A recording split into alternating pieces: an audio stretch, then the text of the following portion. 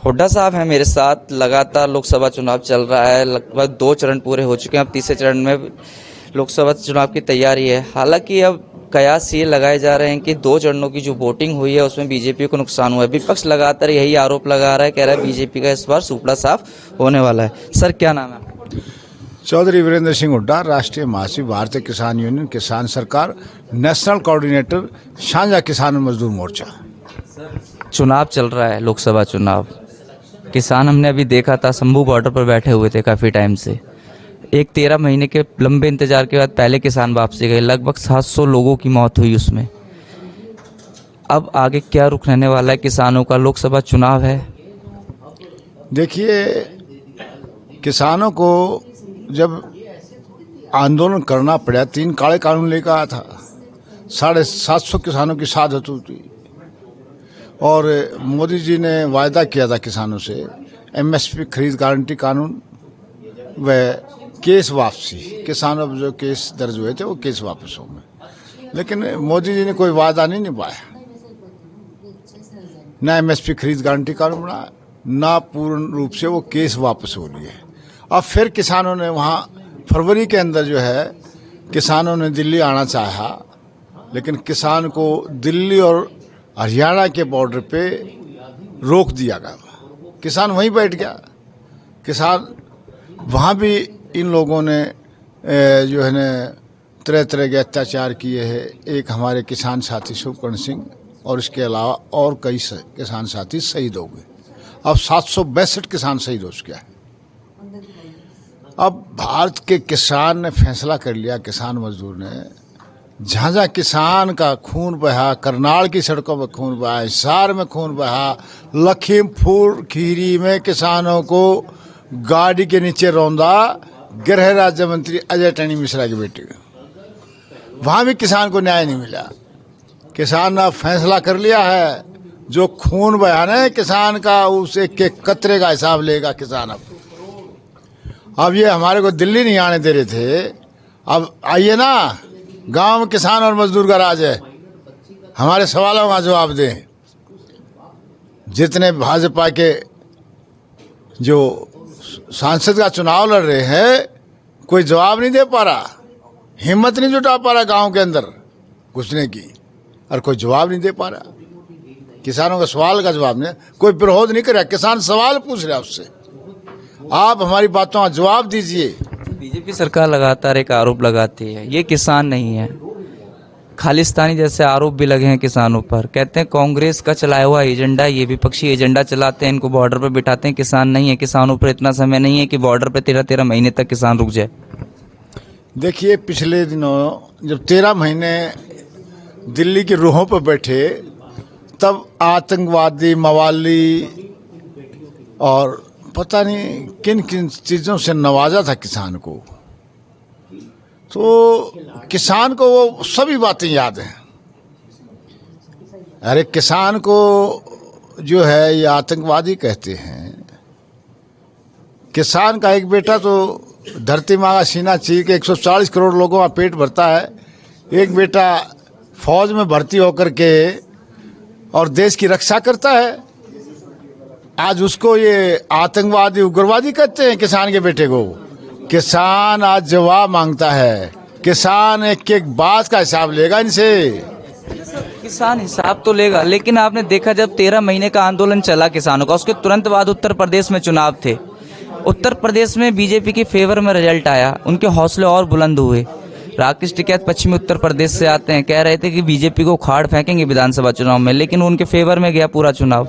BJP दूसरी बार लगातार उत्तर प्रदेश में सरकार बनाने में कामयाब रही, इतने बड़े आंदोलन के बाद भी। अरे वो अलग स्टेट है।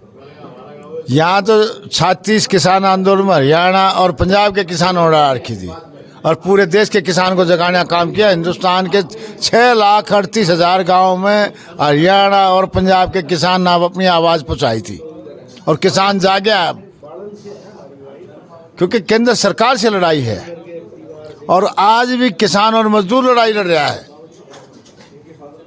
अरे हरियाणा में जब तक कांग्रेस के कैंडिडेट भी डिक्लेयर नहीं करते, उससे पहले भाजपा के कैंडिडेट जो गए गांव में घुसने नहीं दिया गया उनको। कांग्रेस की लिस्ट आ गई है, 8 नाम सामने आए हैं। कांग्रेस में कांग्रेस की हरियाणा के अंदर 8 उम्मीदवारों के नाम घोषित कर दिए हैं। हालांकि 9 सीटों पर चुनाव लड़े हुए, गुरुग्राम से भी उम्मीदवार नहीं घोषित किया है। एक सीट है भिवानी महेंद्रगढ़ वाली, वहां से कयास लगाए जा रहे थे कि श्रुति चौधरी जो किरण चौधरी की बेटी हैं वो चुनाव लड़ेंगी, लेकिन वहां से उनका टिकट कट गया है। आपसी में फाड़ दिख रहा है, आपसी में नहीं बन रही है कांग्रेस की, कैसे हराएंगे बीजेपी को? देखिए, किसान और मजदूर ने फैसला कर लिया है, इंडिया गठबंधन का कोई भी उम्मीदवार होगा। हमने ये फंड बटिया नहीं देखना किसका टिकट कट गया, किसने मिल गया। हमने तो इंडिया गठबंधन का जो भी उम्मीदवार होगा उसको जिताना। बता दो कि अभय चौटाला ने इस्तीफा दिया था किसानों के लिए। अभय चौटाला भी इनेलो से चुनाव लड़ रहे हैं, सुप्रीमो है इनेलो के। क्या समर्थन करेंगे किसान? मैंने आपको क्या कहा, जो भी इंडिया गठबंधन का उम्मीदवार हो वो इंडिया गठबंधन में नहीं है, वो नहीं है तो नहीं देंगे, उसको नहीं देंगे। हम सिर्फ इंडिया गठबंधन के उम्मीदवार को वोट देंगे, ये फैसला हो चुका है। अगर कोई उसके अलावा कोई खड़ा होता है तो वो वोट कटवा है, वोट काटने वाली पार्टी होगी कोई। तो काफी पुरानी पार्टी है। अभय चौटाला ने तो किसानों के लिए इस्तीफा भी दिया था, अपना पद छोड़ा था। आज क्या है उनके पास? आज वो स्थिति नहीं है। आप पुरानी बातों के चर्चा कर रहे हैं, आज वो स्थिति नहीं है। उसको दे देती है, किसान को जिता दिया था, किसानों के फेर में दिया, किसान ने जिताया नहीं उसको। इलाहाबाद विधानसभा से उसको दोबारा से विधानसभा पहुंचाने का काम किया था किसान ने। तो अब वो कोई बात, ऐसी बात। हरियाणा की 10 की 10 सीटों में से कितनी सीटें जिता रहे हो इंडिया अलायंस को? हरियाणा की 10 की 10 सीट इंडिया गठबंधन जीतेगा, ये ताज्जुब की बात है। आप देखना, पहले तो सारी जीती थी ना बीजेपी ने, अब की बार 10 की 10 पे। बीजेपी तो अक्रामा क्या कह रही है लगातार कि कांग्रेस में आपसी में नहीं बन रही, चुनाव क्या जीतेंगे? ये कुछ करते, जनता से चुनाव लड़ रही है, ये कुछ कहते रहे भाजपा वाले, बौखला रहे हैं। कभी मंगलसूत्र की बात करता है, मंगलसूत्र छीन लेंगे, ये कांग्रेस छीन लेगी, मुसलमानों को दे दी फलाना। ये हिंदू मुस्लिम यही कहता रहता है। अरे मंगलसूत्र तो मैं ये कहता हूँ, मोदी तूने छीन लिया। 2014 में सोना 28,000 रुपये तोड़ा था, आज के भाव 73,000 से ऊपर है। 73,000 से ऊपर है ना। मंगलसूत्र किसने छीने? मंगलसूत्र ये छीन रहा है। ये जो कहते हैं वो करते नहीं, जो करते हैं वो बताते नहीं। ये दूसरे का भूंड बन रहे हैं। अच्छा, हरियाणा के पूर्व मुख्यमंत्री मनोहर लाल खट्टर भी चुनाव लड़ रहे हैं करनाल से। हाँ, लड़ रहा खट्टर। बड़ी नाराजगी रही है खट्टर साहब को लेकर, आप बड़े नाराज दिखते थे किसान उनसे। अरे खट्टर ने जो व्यवहार किया था, व्यवहार से उनकी पॉलिसी से नाराजगी है, कोई व्यक्तिगत दुश्मनी थोड़ी किसी से। लेकिन वहाँ उसको सबक सिखाने का काम करे किसान और मजदूर। कह रहे बड़ा प्यार मिल रहा है करनाल से उनको। काहे का प्यार है? प्यार तो आप ऐसा है, 5 जून को रिजल्ट आएगा ना, 5 जून को देखना। 4 जून को बता देगी जनता। ये देखना किस किस के प्यार के जो छाबड़े किस किस के ऊपर पड़ेंगे जाके, वो देख लेना आप। एक समस्या बड़ी गहरी है इंडिया अलायंस में। चुनाव तो साथ लड़ रहे हैं, अगर सत्ता में आ जाते हैं तो प्रधानमंत्री कौन होगा, ये बड़ी समस्या है। बीजेपी वाले बार बार यही क्वेश्चन करते हैं। ये कोई समस्या नहीं, ये कोई समस्या ही नहीं है। जब हिंदुस्तान के किसान और मजदूर ने फैसला कर लिया है, हमने वोट गठबंधन को देनी। अरे इकट्ठे हो जाएंगे, जब जिसके ज्यादा जीत का होंगे उसका बन जाएगा, उसमें क्या लग रहा है?